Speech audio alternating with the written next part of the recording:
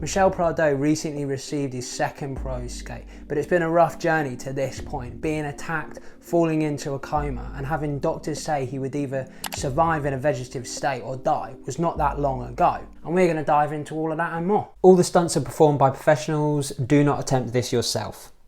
The end of the year seeing rollerblading drop its absolute low, putting out edits all over the place, and I think it's possibly swung the SOTY debate. There's so much new content you can watch at the moment, but the two that seem to have had the biggest impact and have chins wagging was the double drop from the Kelso brothers. First Sean dropped Reflect, which was shortly followed by Colin Kelso's Colin Kelso edit. Before we get into those though, a little reminder, within a 10-month period they dropped Zephyr 4.0, base them, and then double down on their own bet. We see our bet as Zephyr 4.0 and base them, and raise you 2 individual sections on top of our previous bet. We are all in. Every time they put out a video, the comments are always about leveling up, creativity, innovation, getting better and reinventing skating. Outside the Kelsos, there is no one else that's having this impact or receiving this praise with every edit, and especially at the level of their output throughout the year. Getting into the new videos, I covered it a bit in Reels, but Jesus Christ on a bike.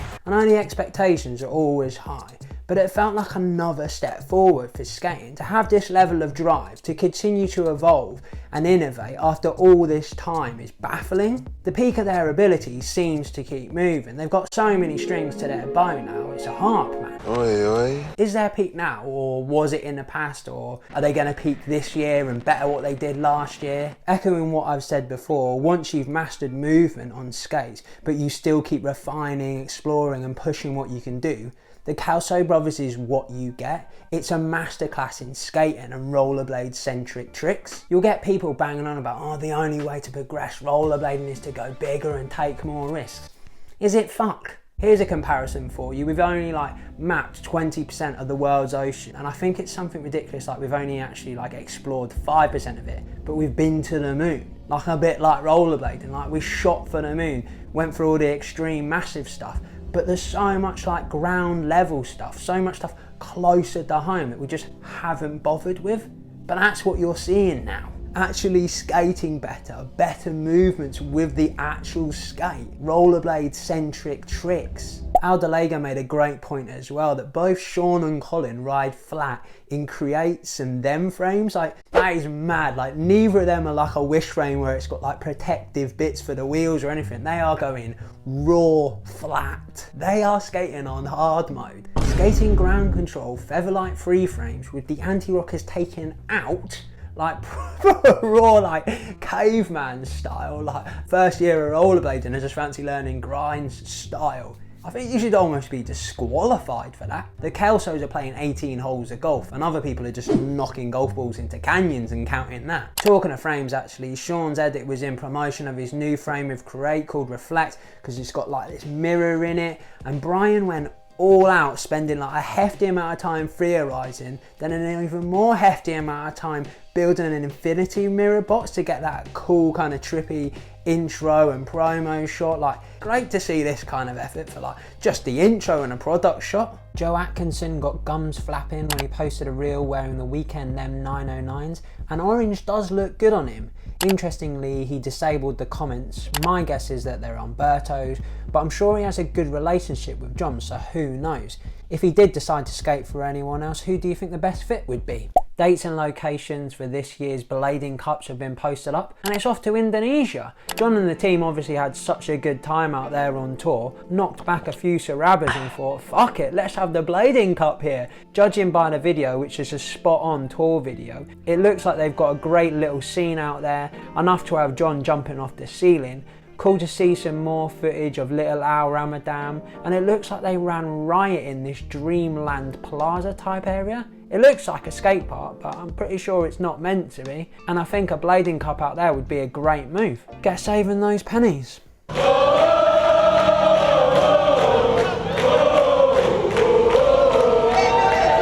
The first big drops of the year have come from Wizard Skates in the form of 2 new skates. You've got the base and the base high.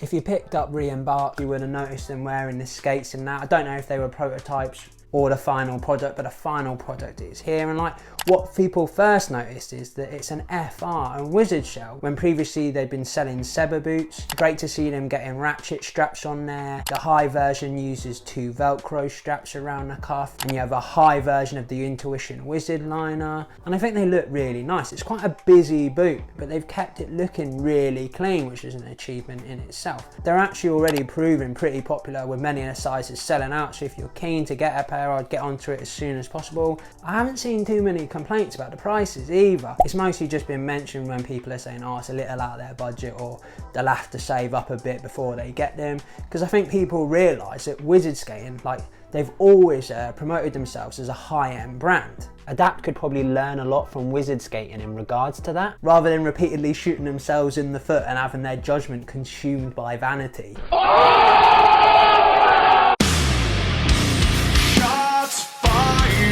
If you're into the vids and you think they're of value, like subscribing is like a pretty sound thing to do. Giving us a like really helps. You can also support me by buying the merch. It's up on Muzzle's site as well now actually. I've got a Patreon, I've got a YouTube membership, exclusive videos, all that kind of good stuff on there. And it really genuinely does help me out to continue this, so cheers. I was getting myself fairly hyped up for that Danning edit after seeing this pick with a hand, and it's the first trick in the thing, so I was happy as Larry, like straight off the bat.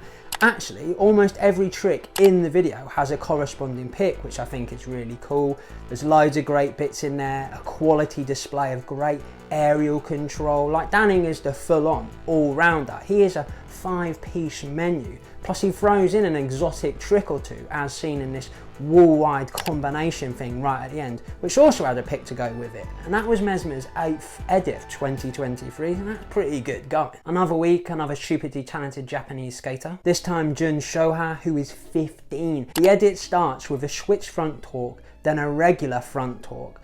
And that is enough for me to feel confident to sign off on the rest of the edit being absolutely boss. He's got all the telltale features of the SOTY style school, and with a slice of his own twist on things as well. And he just dropped this absolutely ridiculous alley-oop topsoul, 360 alley-oop topsoul, which is wild. I know people say we need more kids on skates, but one Japanese kid on skates equals 100 people on skates. They are Michelin star skaters. Recently, Ilia Savosin made the mistake of pitting himself against one of these young Japanese skaters, Noboru Katayama, who actually just flambés tricks. Yes, chef! He's done reels before trying to match Sean Kelso's tricks, and he's also tried Eugen Enin's, and his latest was with Noboru, and he tried to tag me in it for some reason. So I'll oblige him and entertain it and go full sports analysis mode. All Noboru spins out of the tricks are executed better, he has more style, more control, he actually jumps out of the tricks rather than flops out of them, he grabs the full fish earlier while Ilia drops his against his skates, and Noboru also gets lower on the fast slide to back royale.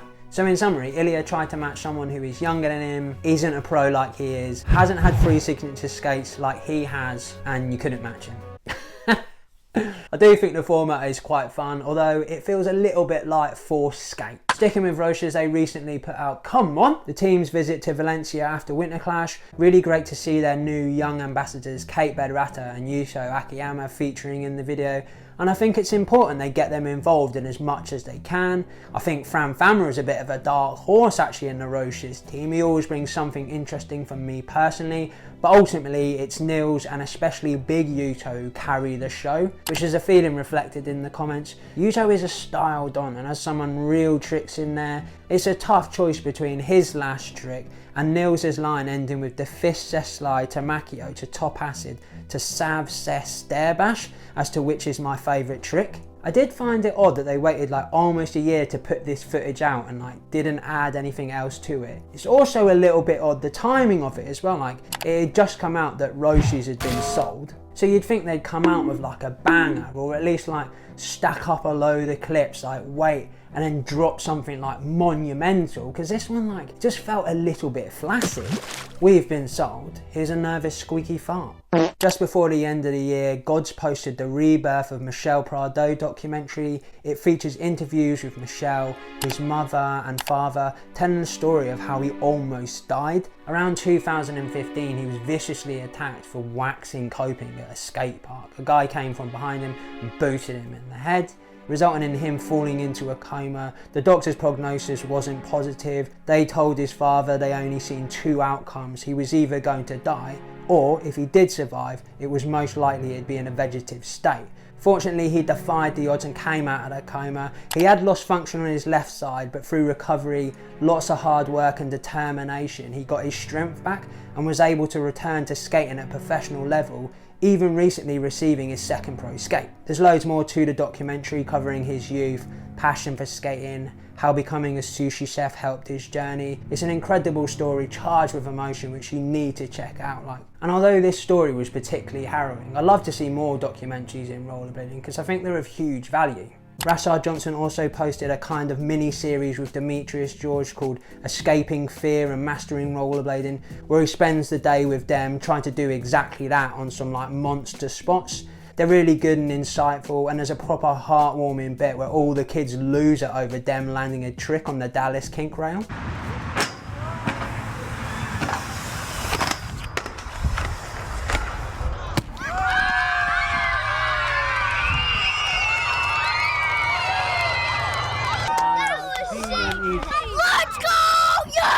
It feels like there's been a step up in rollerblading content recently, and if you're looking for a unique visual adventure, Braingod is the one for you. I will say this though, if your equilibrium's not in full working order, it might make it feel like you're slipping out of your chair though. The only way they could heighten this experience anymore would be to play it in a simulator, or spray in the smell of Intuition Line or urethane or the streets. The production is off the Ricky tick. The sound design is brilliant. It's instantly distinctive from any other skating content you would have seen this year or before, apart from other Abibas stuff, and it's done at such a high level. Coming at the end of the year, it felt like quite a welcome departure from the other bits that I'd seen, and there was a very clear aesthetic. I know for some people it was too much and it was too far removed from a regular skate edit, which I think is fair really. It's divisive. It's well, it's meant to be different, and that's where they excel. If you're looking for wall-to-wall skating, you might end up thinking what is this Willy Wonka nonsense, and leaving with a migraine. Most of the people I've seen saying it was too much did also say they tried to persist with it and appreciated that it existed and was different.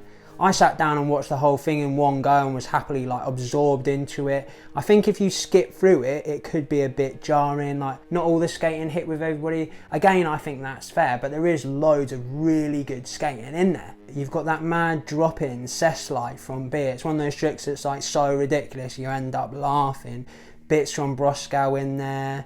Das has some bits in there. Drew has loads of interesting tricks and movements that you could break down. Love seeing the new stuff from Tien, and that's super rare. Nick Labar footage is always top shelf. It's captivating watching someone who has had such a big influence on modern skating and how some of the best skaters actually skate. It's great also seeing somebody who doesn't seem to be swayed by what the trends are. It's a very authentic account of what he likes to do on rollerblades, and he just so happens to be very good at it. I'm also pretty sure he's doing all of that in Razor's Soul 2Ks. Videos like this and Illegal Smiles, although they are pretty different, they are full-length videos, and it's definitely heightened my appreciation for the longer pieces that people take the time to go away and put together.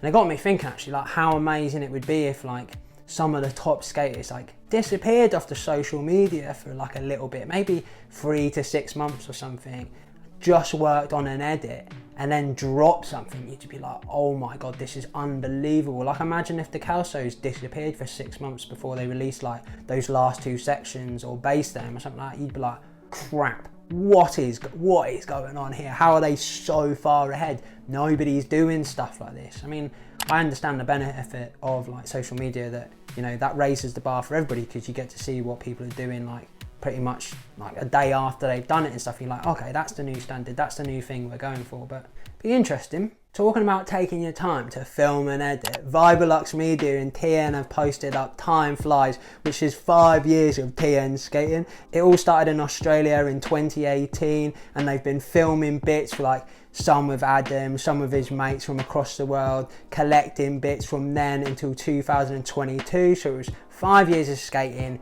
editing and procrastination from opposite sides of the world. And this is the result. There's a really nice warm vibe to this video. I think it's like a combination of Tien skating, great track selection, great filming from AJ, this kind of like nostalgic feel to it a little bit, like feels like a kind of an end of an era thing because it's the last like solo installment from Vibralux as well. It just all comes together beautifully. Inline Skating Awards 2023 vote thing is open. There's a link in the description for the one I've set up. You gave me the categories, you gave me the nominations, and you're gonna vote for who your winner is. Like, I've done a little bit of like quality control because some people like to put in names of like, I don't know, they mention edits from like 2 years ago and stuff like that. So a little bit of quality control in there so it's not a complete farce. Get on it and I'll do a results video soon. I was talking about rollerblading content like leveling up, there being more variety out there, like people just getting out there and like doing stuff basically. And there's another thing I'm looking forward to seeing how this develops. It's called What's Brewing by Mark Warner. It's got Billy Merton in there, Matt Smith and Nick Bone. And it's basically a day out with them skating, hanging out with them, getting a little bit more insight into their day, their approach to tricks and stuff like that. I hope more like crews start to do stuff like this. Billy's got his own thing going on as well. He's got a channel called Duke Nguyen. In the first episode of Blading with Bill, he's skating around an abandoned building. Okay, we're all clear. It was security. I just kind of tucked myself away in that room. Then the next one, he can only street skate within a mile circumference. Really cool seeing more people dive into the YouTube stuff. Another one that snuck in there at the end of the year was Eugen Enin No Name. And the name, or lack thereof, came from the fact that they had no plan or no name for the project. Eugen was basically feeling a bit of like, I don't know, some creative emptiness and had a desire for more simple tricks and spots. Once he got going with the thing, he got back into it though. It sounds like it was actually quite an appeasing process for him. He says he literally dipped into new and old movements. He rediscovered many tricks that he used to do and fell in love with more fundamental aspects of the sport again. The backslide to alley-oop negative Macchio sticks out in my mind. So just that thing where he just like bombs that curve, that was really good. It feels very much like he's explored his range and there's actually probably like some skating in there for everybody. That's it. Nice one to my patrons and channel members. Your support means the world to me. As I always say, I couldn't do it without you, so nice one. Here's a couple of other videos you can watch until a new video comes out. Take it easy. Spot your dog.